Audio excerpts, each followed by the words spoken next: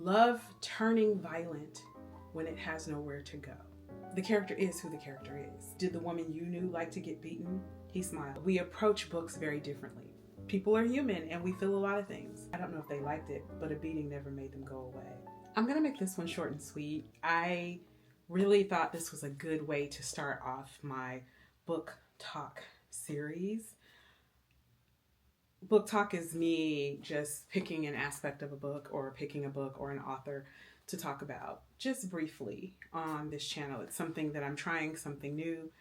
Just short videos with me examining, talking about, giving my thoughts on certain books. So today we're going to discuss an aspect of Giovanni's Room, and I got the idea to talk about this particular book because I saw two different takes on this book and they were very interesting, and one gave me questions and the other one gave me answers. Okay, I'll try to post the clips that I drew the inspiration from.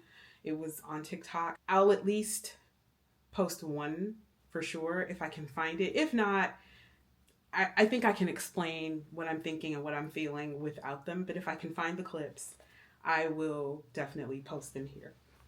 So, in talking about Giovanni's Room, I loved this book, by the way. If you don't know about James Baldwin's Giovanni's Room, it is about an American white man who goes over to France to live in Paris. And he goes there with his girlfriend. She becomes his fiance, and he's living there. Well, she's kind of a free spirit, so before she gets married and gets tied down, she wants to travel the world. And so David, our main character. And while she's out traveling the world, who actually, you know, in today's society would probably identify as a gay man. He would probably be married to a man, you know, have a family. He would live freely as a gay man, but he gives into his desires. At the time in Paris and around the world, being gay was illegal. And he knew that it wasn't something that he could outwardly ever be, at least during that time. I'm wanting to say it was set in the 50s. I have lots of notes on the book, by the way. And so he gives into his desires to be with a man, which he ends up being with Giovanni. And they spend a large part of the summer, I do believe it's a summer, it's been a minute since I read the book, a large part of the summer in Giovanni's room, or where Giovanni lives. Giovanni, I do believe is also a visitor in Paris, but I could be wrong about that. I don't think that Giovanni, I don't remember. I do believe Giovanni was Italian. So yeah, he was also a visitor in Paris. He was a bartender, and they, I guess in a lot of ways, fell in love, okay?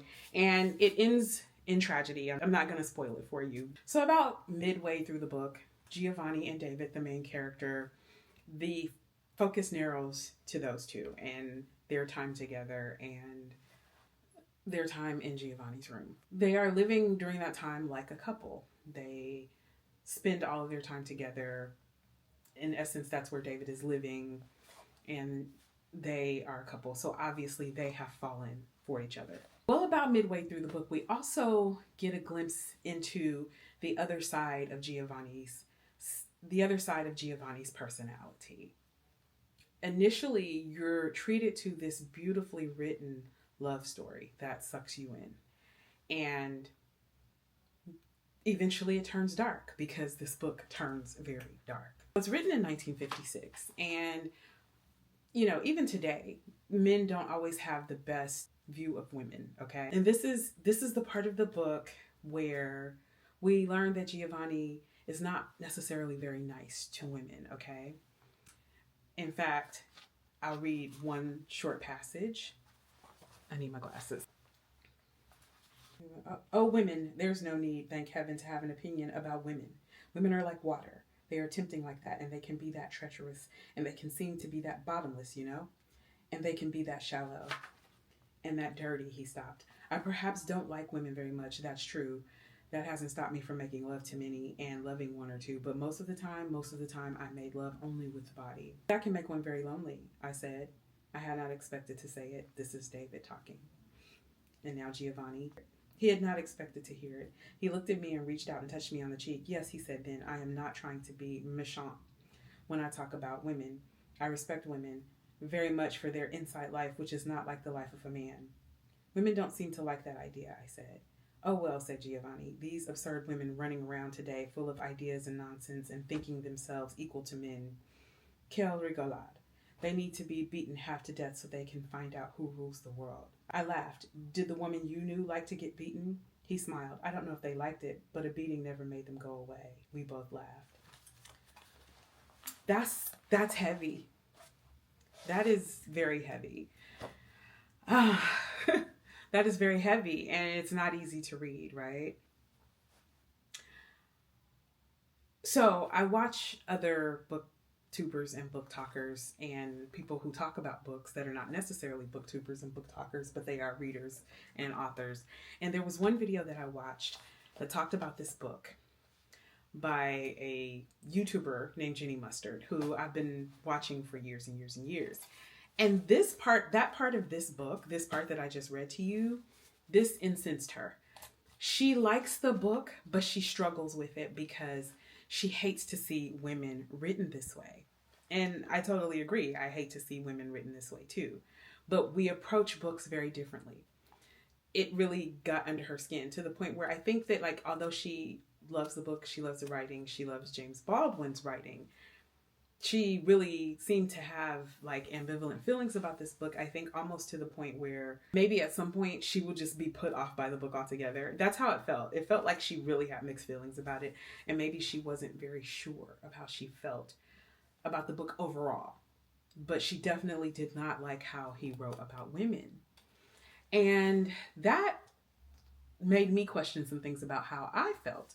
Because I wasn't necessarily, and I know this may sound strange, I wasn't necessarily put off by that. Partially because you know how I feel if you've watched my videos. You know that I think the author is going to write the character the way that the author is going to write the character. And I think that if a character is a certain type of person, then the character is going to say and do things that we may not always like, because that's how people are. So if you're writing a real character and you're bearing it all out or pouring it all out on the page, sometimes you're going to read about characters that you don't like. You also have to consider the time that something was written. Although now, in my mind, in 2025, the character may not have been written this way to protect the feelings of women, but the character may still think this way. And how do you convey that without it being very raw? So I had mixed feelings about it, because on the one hand, like, you know, I want to punch Giovanni in the face. On the other hand, the character is who the character is, and the writer wrote the character the way that he believed the character would be. And maybe maybe there's somewhere deep down inside of James Baldwin where he felt this way as well. Maybe, I mean, people are human and we feel a lot of things.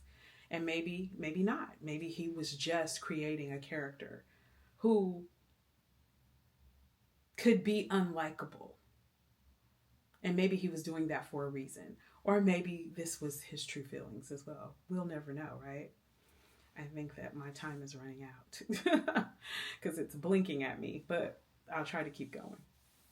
But I had mixed feelings after watching her video. Like, I still love the book. I was not as put off by the blunt tone of Giovanni in this book. It rounded him out as a character for me, because initially you get this idea that he's this tragic Italian bartender living in Paris who just is looking for love, you know, and of course Giovanni's loyalties are divided because he has a fiance, or a soon-to-be fiance, and he has a male lover.